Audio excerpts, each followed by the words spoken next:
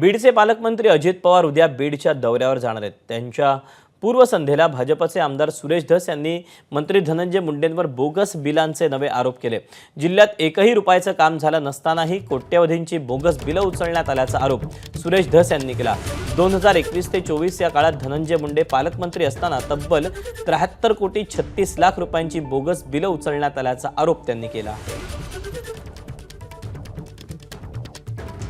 सामाजिक न्याय मंत्र्यांच्या कालावधीत आणि पालकमंत्र्यांच्या कालावधीत 2021 ते 23 या कालावधीत एकट्या अंबाजोगाई सार्वजनिक बांधकाम विभाग मधून 73 कोटी 36 लाख रुपयाची बोगस बिलं उचललेली आहे। या कामांच्या याद्या माझ्याकडे आहेत।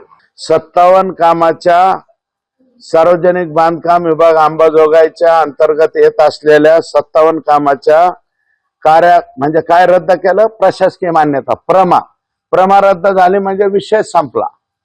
परंतु काय झालंय, या कामांचे एकूण 57 कामांचे प्रमा रद्द केल्यावर बी कलेक्टरने इकडे प्रमा रद्द केल्या, परंतु आकांनी तिकडे 14 कोटी 43 लाख 45 हजार रुपयाचे बिल उचलून मोकळे झाले।